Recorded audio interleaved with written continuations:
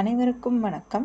நம்ம இந்த வீடியோவில் என்ன பார்க்க போகிறோம்னா 8th ஸ்டாண்டர்டில் இந்தியாவில் கல்வி வளர்ச்சி அப்படிங்கிற லெசனில் இருக்க இம்பார்ட்டன்ட் பாயிண்ட்ஸ் எல்லாமே ஒன்லைனராகவும் ப்ளஸ் நம்ம கொஸ்டின் ஆன்சர் மாதிரி தான் நம்ம பார்க்க போகிறோம். ஏற்கனவே உங்களுக்கு எக்கனாமிக், ஹிஸ்ட்ரி, பாலிட்டி எல்லாமே உங்களுக்கு லெசனோட ஒன்லைனர் நம்ம ப்ளேலிஸ்ட்டில் அவைலபிளாக இருக்குப்பா. நீங்கள் லாஸ்ட் டைம் ரிவிஷனுக்கு யூஸ் பண்ணிக்கோங்க. வாங்க இப்போ இந்த லெசனில் என்ன மாதிரி ஒன்லைனர் இருக்குது அப்படின்னு பார்க்கலாம். ஃபஸ்ட்டு பாருங்கள், வேதம் என்ற சொல் எம்மொழி சொல்னு பார்த்தீங்கன்னா சமஸ்கிருத சொல். வேதம் என்பதோட பொருள் என்னதுன்னு பார்த்தீங்கன்னா அறிவு. வேதம் அப்படிங்கிறது சமஸ்கிருத சொல்பா. வேதம் அப்படிங்கிறதுக்கு மீனிங் பார்த்தீங்கன்னா அறிவு. வேதம் என்ற சொல் எந்த சொல்லிலிருந்து பெறப்பட்டதுன்னா வித் அப்படிங்கிற சொல்லிலிருந்து தான் வேதம் அப்படிங்கிறது பெறப்பட்டது. வித் என்பதோட பொருள் என்னன்னு பார்த்தீங்கன்னா அறிதல். அப்படிதான் வித் அப்படிங்கிறதோட மீனிங். சரிங்களா?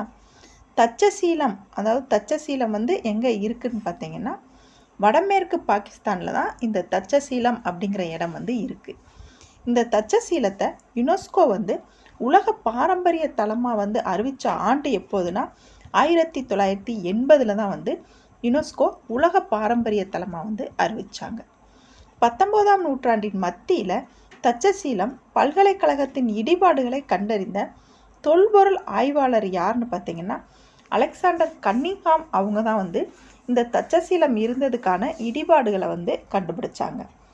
நெக்ஸ்ட் பாருங்கள், சாணக்கியர் அர்த்த சாஸ்திரம் என்ற நூலை எந்த பல்கலைக்கழகத்தில் தங்கி இருந்து தொகுத்ததாக கூறப்படுகிறதுன்னு பார்த்தீங்கன்னா தட்சசீலம் பல்கலைக்கழகத்தில் இருந்து தான் சாணக்கியர் அவர்கள் அர்த்த சாஸ்திரம் அப்படிங்கிற நூலை தொகுத்தாங்க.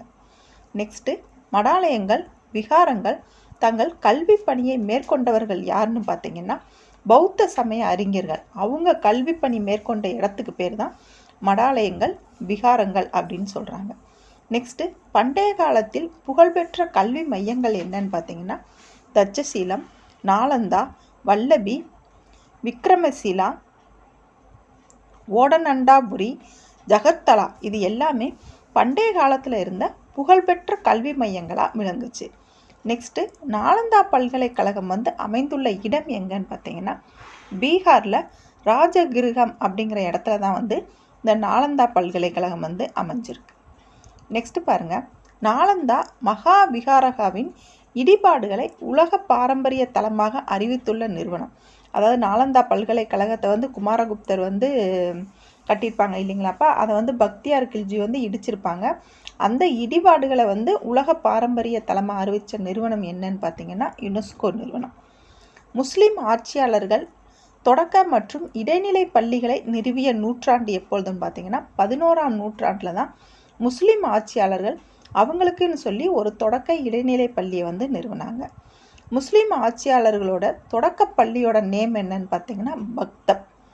முஸ்லீம் ஆட்சியாளர்களோட இடைநிலை பள்ளியோட பேர் என்னன்னு பார்த்தீங்கன்னா மதராசா. இந்த ரெண்டையும் கவனமாக பார்த்துக்கங்கப்பா. தொடக்கப்பள்ளின்னு கேட்டாங்கன்னா மக்தப், இடைநிலை பள்ளினா மதராசா.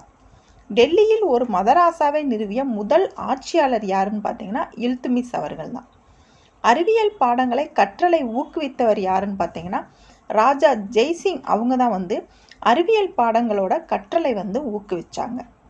நெக்ஸ்ட்டு, இடைக்கால இந்தியாவில் கல்வி முறை யாருடைய கட்டுப்பாட்டில் இருந்ததுன்னா உலோமா அவங்களோட கட்டுப்பாட்டில் தான் இடைக்கால இந்தியாவோட கல்வி முறை இருந்துச்சு.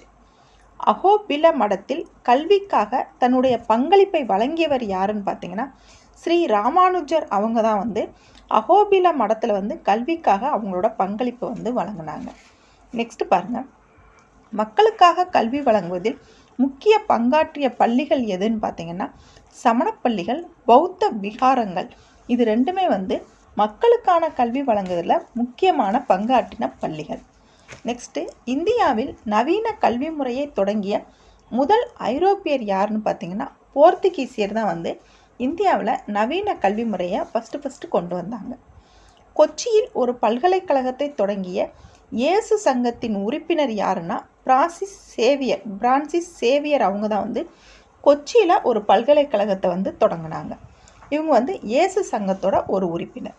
நெக்ஸ்ட்டு பாருங்கள், கோவாவில் முதல் கல்லூரி தொடங்கப்பட்ட ஆண்டு எப்பொழுதுனா 1575.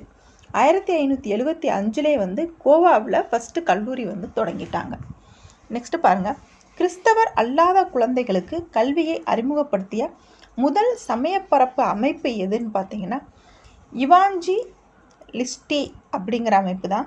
இது யார் ஸ்டார்ட் பண்ணாங்கன்னா ஜான் கிர்னாண்டர் அவங்க தான் வந்து இதை கொண்டு வந்தாங்க. நெக்ஸ்ட் பாருங்கள், டாக்டர் சிஎஸ் ஜான் என்பவர் தரங்கம்பாடியில் 20 பள்ளிகளை நிறுவிய ஆண்டு எப்பொழுதுனா 1812. சீகன் பால்கு, புளுட்சோ இருவரும் பள்ளிகள் மற்றும் ஆசிரியர்களுக்கான பயிற்சி கல்லூரியை தொடங்கிய இடம் வந்து திருவிதாங்கூர் இடத்துல தான் வந்து பள்ளி மற்றும் ஆசிரியர்களுக்கான பயிற்சி கல்லூரியை வந்து சீகன் பாங்கு, புளுட்சோ அவங்க 2 பேரும் சேர்ந்து ஸ்டார்ட் பண்ணாங்க. நெக்ஸ்ட்டு, பண்டைய இந்தியாவில் சமஸ்கிருத கல்லூரிகள் நிறுவப்பட்ட இடம் எங்கன்னு பார்த்தீங்கன்னா மதராஸ், பனாரஸ் இந்த 2 இடத்துலையும் தான் பண்டைய இந்தியாவில் சமஸ்கிருத கல்லூரி வந்து நிறுவப்பட்டது. கல்கத்தாவில் ஒரு மிஷனரி கல்லூரியை தொடங்கியவர் யாருன்னு பார்த்தீங்கன்னா மில்டன். அவங்க தான் வந்து கல்கத்தாவில் ஒரு மிஷனரி கல்லூரியை வந்து தொடங்கினாங்க. கல்கத்தாவின் முதல் பேராயர் யாருன்னு பார்த்தீங்கன்னா இந்த மில்டன் அவங்க தான். நெக்ஸ்ட் பாருங்கள், வட்டார மொழி கல்வியினை தீவிரமாக முன்மொழிந்தவர் யாருன்னு பார்த்தீங்கன்னா எல்பில்ஸ்டன். அவங்க தான் வந்து இந்த வட்டார மொழி கல்வியை வந்து தீவிரமாக முன்மொழிஞ்சாங்க. ஆங்கிலேயர் காலத்தில் இந்தியாவின் கல்வியின் கட்டங்கள் எத்தனை இருந்துச்சுன்னா 4 கட்டங்களாக இருந்துச்சு. அது ஃபஸ்ட்டு பாருங்கள், ஆங்கிலேயர் ஆட்சியின் ஆரம்பம் முதல் 1813 வரை. செகண்ட் வந்து 1813 1853 வரைக்கும். தேர்டு 1854 1920 வரைக்கும். ஃபோர்த்து 1921 1947 வரைக்கும். நெக்ஸ்ட் பாருங்கள், 1813 ஆண்டு பட்டய சட்டம் இந்தியாவில் கல்வியை மேம்படுத்துவதற்காக ஆண்டுதோறும் ஒதுக்கீடு செய்த தொகை எவ்வளவுன்னு பார்த்தீங்கன்னா 1 லட்சம் ரூபாய் தான் ஒதுக்கீடு செஞ்சாங்க. எந்த பட்டய சட்டத்தில்னு பார்த்தீங்கன்னா 1813 ஆண்டு பட்டய சட்டத்தில். கீழ்த்திசைவாதிகள் பயிற்று மொழியாக விரும்பிய மொழி என்னன்னு பார்த்தீங்கன்னா சமஸ்கிருதம், பாரசீகம் இது 2ஐயும் தான் கீழ்த்திசைவாதிகளுக்கு பயிற்று மொழியாக வந்து கற்றுக் கொடுத்தாங்க. நெக்ஸ்ட் பாருங்கள், சார்லஸ் வுட் கல்வி அறிக்கை வெளியிடப்பட்ட ஆண்டு எப்பொழுதுனா 1854 தான் வந்து இந்த சார்லஸ் வுட் கல்வி அறிக்கையை வந்து வெளியிட்டாங்க.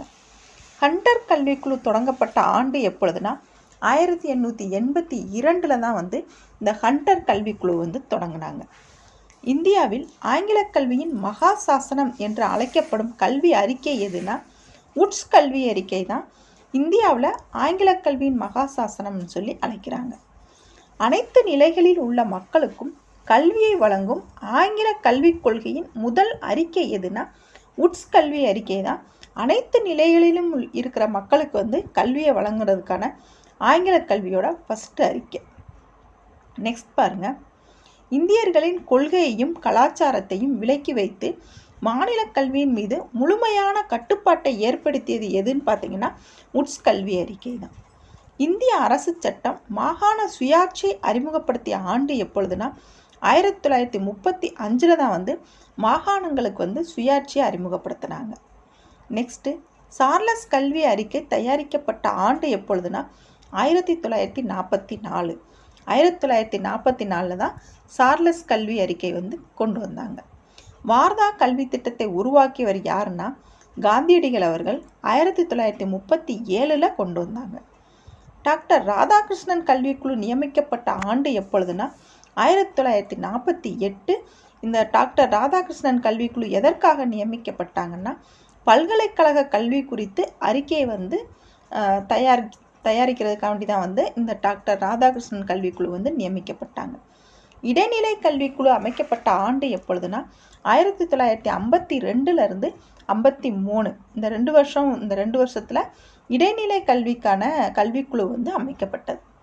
நெக்ஸ்ட் பாருங்கள், டாக்டர் டிஎஸ் கோத்தாரி தலைமையில் கல்விக்குழு அமைக்கப்பட்ட ஆண்டு எப்பொழுதுனா 1964. அதாவது கோத்தாரி கல்விக்குழுன்னு சொல்லுவாங்கள்ல, அது 1964.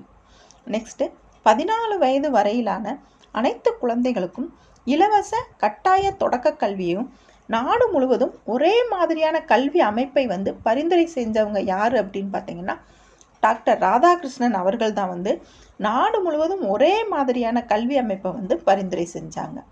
நெக்ஸ்ட்டு, முதல் தேசிய கல்விக் கொள்கை உருவாக்கப்பட்ட ஆண்டு எப்பொழுதுனா 1968 தான் வந்து முதல் தேசிய கொள்கை வந்து உருவாக்குனாங்க. நெக்ஸ்ட்டு இந்திய அரசு புதிய கல்விக் கொள்கையினை அறிமுகப்படுத்திய ஆண்டு எப்பொழுதுனா 1986. இதை ஈஸியாக ஞாபகம் வச்சுக்கோங்கப்பா. முதல் தேசிய கல்விக் கொள்கைன்னு பார்த்தீங்கன்னா 1968. இந்திய அரசு புதிய கல்விக் கொள்கைன்னு பார்த்தீங்கன்னா அப்படியே 68 திருப்பி போடுங்க, 86. புதிய கல்விக் கொள்கை திருத்தி அமைக்கப்பட்ட ஆண்டு எப்பொழுதுனா 1992.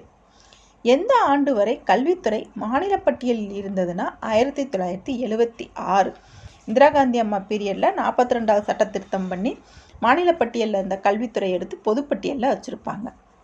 நெக்ஸ்ட் பாருங்கள், அனைவருக்கும் கல்வி இயக்க திட்டம்னு பார்த்தீங்கன்னா SSA. அனைவருக்கும் இடைநிலை கல்வி திட்டம்னா RMSA.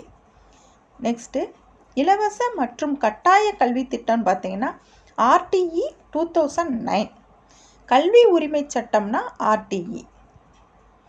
நெக்ஸ்ட்டு அனைவருக்கும் கல்வி இயக்க திட்டம் தொடங்கப்பட்ட ஆண்டு எப்பொழுதுனா 2000.